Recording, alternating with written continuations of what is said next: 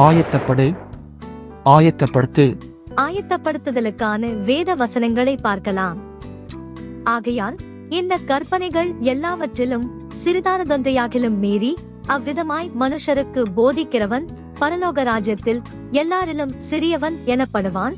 இவைகளை கைக்கொண்டு போதிக்கிறவனோ பரலோக ராஜ்யத்தில் பெரியவன் எனப்படுவான்.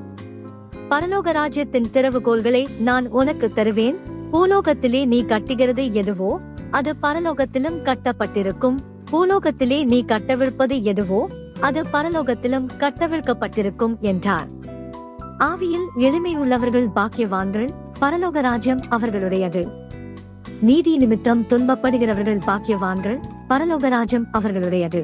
சீஷருடைய மனதை திடப்படுத்தி விசுவாசத்திலே நிலைத்திருக்கும்படி அவர்களுக்கு புத்தி சொல்லி, நாம் அநேக உபத்திரவங்களின் வழியாய் தேவனுடைய ராஜ்யத்தில் பிரவேசிக்க வேண்டும் என்று சொன்னார்கள். பரலோகத்திலே உங்களுக்கு பொக்கிஷங்களை சேர்த்து வையுங்கள்.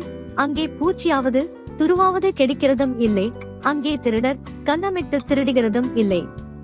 உங்கள் பொக்கிஷம் எங்கே இருக்கிறதோ அங்கே உங்கள் இருதயமும் இருக்கும்.